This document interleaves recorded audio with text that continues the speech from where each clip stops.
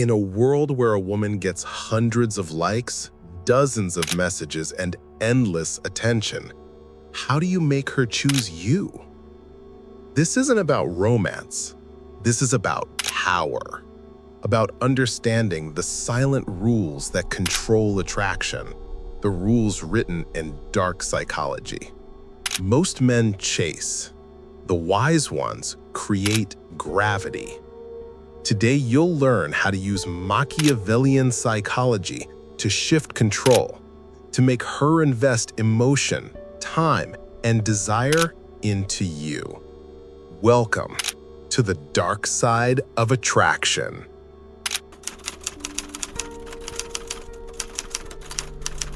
In the silent game of attraction, status is everything. It is the invisible gravity that draws people toward you without the need to chase, beg, or convince. Most men never learn this truth. They believe attraction is built through effort, through constant pursuit, words, compliments, and emotional investment. But the paradox of human psychology is that effort often signals lack. When you try to prove your worth, you announce that you doubt it yourself. The more you chase, the more you communicate that you are the one with less value. True status, the kind that quietly dominates any social dynamic, is built on one thing: detachment. Detachment does not mean coldness or apathy. It means self-control. It means being guided by intention, not impulse. It means being able to feel desire without being consumed by it. When you remain calm in situations where others become reactive, people subconsciously see you as higher value. They sense that your emotions are not at the mercy of the environment. You are not seeking approval, and that absence of need becomes magnetic. The one who controls his emotions controls the frame of every interaction. He becomes the center of gravity that others orbit around. Imagine two people meeting. One tries to impress, to adapt, to win approval. The other simply exists, composed, observant, unhurried. Which one commands attention? The answer is always the second. Human beings are instinctively drawn to certainty, to power, to presence. When you stop trying to be liked, you become intriguing. When you stop trying to be chosen, you become the choice. Because confidence is not something you announce. It is something you allow others to feel through your stillness. Status is not money or looks or words. It is an energy, a quiet dominance that says, "I am enough," with or without your validation. And that is why people who chase rarely win. Chasing is an admission of inequality. You can desire someone deeply, but if your desire makes you lose composure, you surrender your leverage. The one who needs less always has more power. This is the unspoken law of attraction and influence. In every dynamic, there is a pursuer and a chooser. The one who remains calm, detached, and self-sufficient becomes the chooser by default. You become that person by shifting your focus inward. Instead of trying to capture attention, build presence.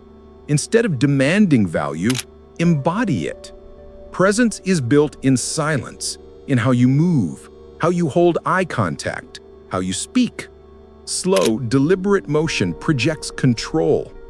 Calmness under pressure projects certainty. Silence, when used with purpose, projects authority. Most people rush to fill silence because they fear losing attention. A man of status allows silence to work for him.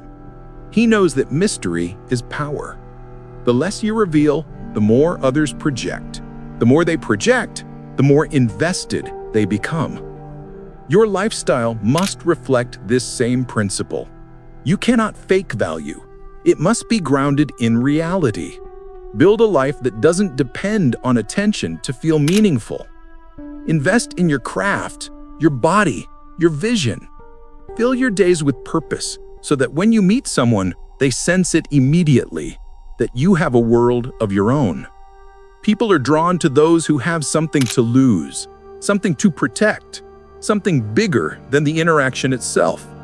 The man who stands for something beyond validation is the man who becomes validation for others. Control your availability. The world worships what is scarce. When you are constantly accessible, you lose your sense of value. Attention, like any currency, loses worth when given freely. Be generous with your presence only when it aligns with your goals, your values, your standards. This is not arrogance, it is self-respect. You are teaching others how to treat you by how you treat yourself. If you constantly seek approval, you will attract people who only value your neediness. But when you stand firm in your independence, you draw those who value strength, not dependency. The energy of status is built through contrast. When everyone seeks attention, the one who doesn't becomes fascinating. When everyone is loud, the one who speaks softly but deliberately commands the room. When everyone is chasing, the one who observes becomes the target. This contrast creates curiosity, and curiosity creates attraction. It is not manipulation. It is alignment with human nature. People crave what they cannot easily possess. When you stop offering yourself freely, the world begins to compete for your time. To be the choice, you must understand a deeper truth. Attraction is not about being the best option. It is about being the most certain option. People follow certainty more than they follow perfection. Certainty is calmness under pressure, steadiness in emotion, clarity in purpose. You don't need to be flawless. You need to be grounded. A woman with many options will always gravitate toward the man who appears least reactive, most composed, and most focused on his own path, because that kind of presence suggests security, and security is irresistible. This is what Machiavelli meant when he spoke of the power of perception. Appear strong, even when uncertain. Appear composed, even when challenged. Appear detached, even when interested. Perception becomes reality in the human mind. If you appear to be the one who holds control, you will be treated as such. But remember, this must not be an act. It must be an evolution. Pretending to be confident collapses under pressure. True status is silent. It is built over time through discipline, consistency, and inner stillness. So, how do you become the choice? By building a life that doesn't depend on being chosen. By knowing your worth so deeply that you no longer chase external proof. By becoming so focused on your mission, your growth, and your peace that anyone who steps into your orbit feels elevated simply by being there. The ultimate energy of status is not arrogance, it is serenity. The quiet knowing that you are already enough. The moment you stop chasing, you become what everyone else is chasing. And that is the essence of power. You don't demand it, you embody it. You don't prove your worth, you project it. You don't run toward desire, you attract it effortlessly by mastering the one thing most never do: yourself. That is the true energy of status. Be the choice, never the chaser. If attraction were only a ledger of pros and cons, every decision would be cold and rational. People would weigh lists, compare features, and choose the highest scoring option. Reality is messier and far more human. Emotions decide long before logic sits down to justify the choice. The men who understand this don't try to out-argue a heart.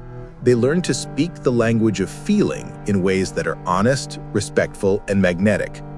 Emotional inversion is not about deceit. It is about shifting the aim, from trying to win an argument to creating experiences that register in the body and memory. When a woman feels something profound around you, curiosity, safety, wonder, or warmth, her mind will later find reasons to justify that pull. Your task is to create moments that feel genuine, not manufactured. Begin with presence. There is no shortcut to authentic influence. The only real currency is attention given without distraction. When you are fully present, you communicate worth. When you speak, listen like the words are fragile and rare. People can sense perfunctory interest from a mile away.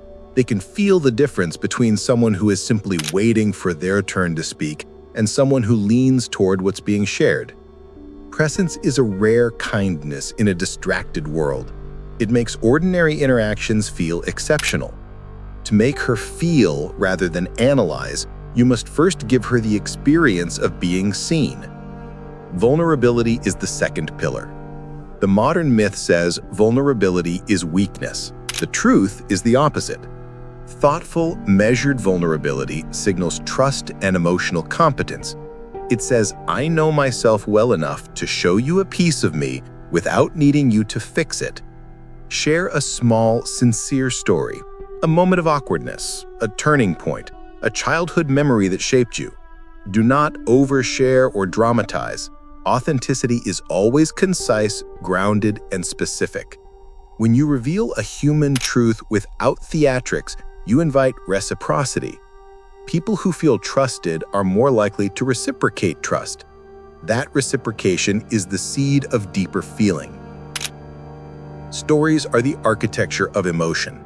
Logic builds towers. Stories build houses where people sleep. A well-told anecdote moves someone into imagination. They become co-author of the moment, filling in sensory detail and feeling. Speak in images and gestures rather than abstract claims. Describe the chill of wind on a rooftop, the taste of a bad espresso that became a memory, the small kindness that stayed with you. The sensory detail anchors emotion. When she can feel the scene you describe, her analysis pauses and her empathy starts to work. Storytelling is not manipulation when it is true. It is the most human way to translate inner life into shared experience. Contrast accelerates feeling. Life is comparative by nature. The same room becomes warm after a cold evening. The same song becomes meaningful after a loss. Use contrast to make moments stand out. If a conversation has been light, shift to a thoughtful question that invites reflection. If you've been casual and playful, move to an honest observation about values. These shifts must feel natural, not theatrical, like turning a key in a lock rather than slamming a dramatic door. The contrast should create a micro-arc within the exchange. Curiosity, vulnerability, then a closing that leaves space. People remember arcs, they forget flat lines. Emotional safety is non-negotiable. To make someone feel, they must feel safe to do so. That safety comes from consistency, respect, and boundaries. Be predictable in your integrity and unpredictable only in ways that invite wonder, not discomfort. If you tell a truth and then go back on it, the trust you build evaporates. If you encourage openness but react with judgment, you become a threat rather than a companion. Hold your standards gently and make your limits clear without shaming. Safety does not mean stagnation, it means being a stable ground from which exploration can occur. Nonverbal behavior is the grammar of feeling. Voice cadence, proximity, eye contact, and touch, when appropriate and consensual, transmit what words cannot. A slowed tone signals seriousness. A softened gaze signals presence. A hand on the shoulder, offered respectfully, can translate warmth faster than sentences. But these cues must be calibrated to context and consent. Emotional influence is ethical influence. It honors autonomy. A touch offered without invitation is not intimacy. It is an intrusion. Learn to read micro-signals, the way someone relaxes when you shift closer, or tenses when a topic lands poorly, and respond with care. Emotional intelligence is about noticing and adjusting, not pressing a formula. Create shared meaning. Moments that become yours together are far more potent than solitary impressions. It might be a joke that only the two of you find funny, a place you visited, or a small ritual, an exchange at the end of the night, a song you both hum. These anchors become shorthand for feeling. Later, a single cue will reopen the memory like a book. Shared meaning is the connective tissue of relationships. You can accelerate its formation by crafting experiences that invite engagement. Cook something together, take a short trip, find a quiet place to watch the city breathe. Shared tasks forge intimacy because they require cooperation and create mutual investment. Emotional pacing matters. Feeling cannot be rushed without feeling forced. Build intensity like music builds to a chorus, gradually, deliberately, with dynamic variation. Start with light conversation, introduce personal themes, allow silence to breathe, then offer depth. Do not clutch at immediacy. People who attempt to accelerate intimacy often trigger skepticism. Instead, be patient and precise. Let moments accumulate and compound into a sense of trajectory. When someone senses that a relationship has forward motion rather than frantic urgency, they experience comfort and anticipation at the same time. The art of asking questions is a profound tool. Questions oriented toward experience invite feeling more than theoretical inquiries. Ask about a memory that still surprises her, a fear she learned to carry, or a place that felt like home. Open-ended, sensory-rich questions coax stories out of people. They make the teller relive the moment rather than evaluate it. And when she shares, reflect back not just content, but feeling. That sounds like it shook you, or I can imagine how that must have felt. Reflection validates without fixing. It tells her she's been heard on both the level of facts and feeling, the deeper terrain where decisions are born. Hold contradictions with grace. People are complex and often inconsistent. Someone may be confident in one context and tender in another. The man who can hold those contradictions without judgment becomes a space where authenticity is possible. Resist the urge to tidy someone's complexity into a simple narrative. Complexity is attractive because it signals depth. When you meet complexity with curiosity instead of correction, you offer a rare permission to be whole, not simplified. Finally, be relentless in your self-mastery. The ability to evoke feeling in another begins with the ability to feel and regulate your own inner weather. Practices that cultivate emotional literacy, journaling, reflective solitude, therapy, and disciplined conversation make you more able to enter another's world without losing yourself. This is not about emotional theaters, it is about capacity. The more capacity you have, the more you can sustain someone else's vulnerability without needing it to mirror or prop you up. Emotional inversion, when practiced ethically, becomes an invitation rather than a tactic. It says, I will bring depth, presence, and safety. I will share what I am and ask for what you are. If our emotional worlds resonate, we will walk together. If not, we part with mutual dignity. That orientation toward presence, empathy, and shared meaning does more to create lasting attraction than any checklist of tricks. Make her feel and allow her mind the time to follow. That is the humane, powerful way to be chosen. Power is often misunderstood as the ability to control others. In truth, the most lasting influence is earned, not imposed. Real power begins within, in the mastery of oneself, the clarity of purpose, and the steadiness of presence. People are drawn to authority not when it is loud or forceful, but when it is consistent, grounded, and undeniable. To command attention and respect, one must first understand the silent rules that govern human perception: reliability, competence, and authenticity. These are the pillars upon which influence rests. They are subtle yet profoundly magnetic. When someone senses that your actions flow from intention rather than reaction, they naturally gravitate toward your orbit. This is not manipulation, it is alignment with human nature. The foundation of influence is self-mastery. A person who cannot govern their own impulses or emotions cannot project stability to others. Emotional discipline is not about suppressing feeling, but about managing responses, maintaining calm even in chaos, and clarity even under pressure. This composure communicates reliability. Others are drawn to it because it signals that decisions made in your presence will not be arbitrary or capricious. When people encounter unpredictability in those they admire or depend upon, they become cautious or withdrawn. Conversely, predictable integrity, the alignment of word, action, and principle, builds trust, the most powerful currency in any relationship. Authority is amplified by expertise and purposeful action. Knowledge, skill, and the visible pursuit of mastery create an aura of competence. People naturally defer attention to those who can navigate complexity with ease. This competence must be genuine. Superficial displays are transparent and quickly erode credibility.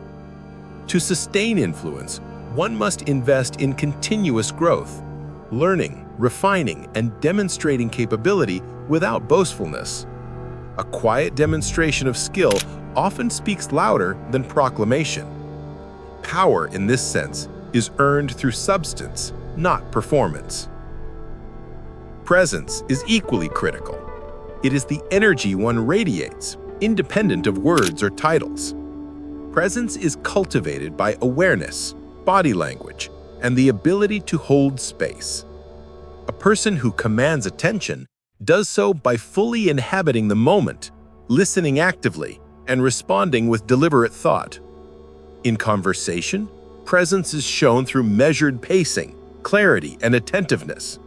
In action, it is shown through decisiveness and confidence. The combination of calm awareness and purposeful movement signals authority and draws others in. People are instinctively attracted to those who seem fully engaged with reality, rather than caught in reaction or distraction. Boundaries are a key instrument of influence. Setting limits with clarity communicates self-respect and establishes the rules of engagement. Power does not require coercion, it requires discernment. By delineating what is acceptable and what is not, you create a framework in which interactions become meaningful and intentional. Those who respect boundaries recognize competence and self-assurance. Those who test them reveal themselves. Consistency in maintaining boundaries fosters respect and positions you as a figure of authority in social, professional, and personal spheres. Strategic choice is another element of influence. People naturally gravitate toward those who act deliberately rather than impulsively. The ability to make and communicate clear decisions while remaining flexible when necessary signals intelligence and confidence. Choice is exercised not by controlling others, but by demonstrating that your actions follow purpose rather than desire. This creates an environment in which attention and respect are earned, as observers are drawn to the clarity and certainty of your decisions. Influence grows not by coercion, but by demonstrating that the path you follow is grounded in thoughtful intent. Narrative and storytelling are subtle yet potent tools for retaining attention. Humans are wired to respond to stories, to patterns, and to meaning. Sharing insights, lessons, or experiences in ways that reveal values and vision allows others to align emotionally with your presence. This is not about manipulation. It is about offering a lens through which others can understand and relate to your actions. When your communication resonates with underlying principles and shared human truths, your influence expands organically. People remember and return to those whose narratives feel authentic and relevant to their own lives. Timing and restraint amplify power. Overexposure diminishes intrigue. Scarcity enhances it. Those who reveal themselves deliberately and act with measured intention command attention naturally. Strategic restraint demonstrates that your time and energy are valuable. Others notice when you invest selectively in interactions, conversations, and opportunities. It is this balance between availability and discretion that cultivates enduring influence. The perception of deliberate presence, rather than constant pursuit, is magnetic and communicates that your engagement is meaningful, not transactional. The practice of reflection fortifies power. Regular contemplation of your actions, decisions, and emotional responses enhances self-awareness and adaptability. People respond to leaders and companions who are thoughtful rather than reactive. The capacity to assess situations, anticipate outcomes, and calibrate responses builds credibility and allows for a steady, confident presence in all interactions. This reflective discipline strengthens the foundation of influence and ensures that power is exercised responsibly and sustainably. Finally, authenticity is the ultimate amplifier of attention and respect. Authority is hollow if it is performed or superficial. True influence emerges when your actions, values, and presence align seamlessly. People are attuned to subtle inconsistencies. They unconsciously test for integrity. When your external behavior mirrors your internal principles, you communicate certainty and trustworthiness. This resonance attracts attention and fosters voluntary engagement. Influence is most powerful when it is freely given, not demanded, when it is recognized as legitimate rather than enforced. In the Fenias, the voice that a power, then, is not about coercion or domination. It is about mastery of self, clarity of purpose, and alignment with enduring principles. Influence is sustained through competence, presence, consistency, and authenticity. It is strengthened by boundaries, strategic decisions, and ethical storytelling. Those who cultivate these traits hold attention naturally, not by controlling others, but by embodying qualities that draw respect, curiosity, and engagement. Power is magnetic when it is rooted in integrity, and influence is lasting when it flows from internal authority rather than external pressure. In every interaction, the choice to engage, follow, or invest attention is ultimately voluntary. The individual who understands this does not seek to trap or manipulate. Instead, they create circumstances in which others naturally gravitate toward them, inspired by clarity, confidence, and composure. The art of power lies in fostering conditions where choice aligns with intention, where influence is earned through integrity, and where attention is held through authentic presence. This is the highest expression of authority, to lead not by control, but by example, mastery, and unwavering alignment with one's values.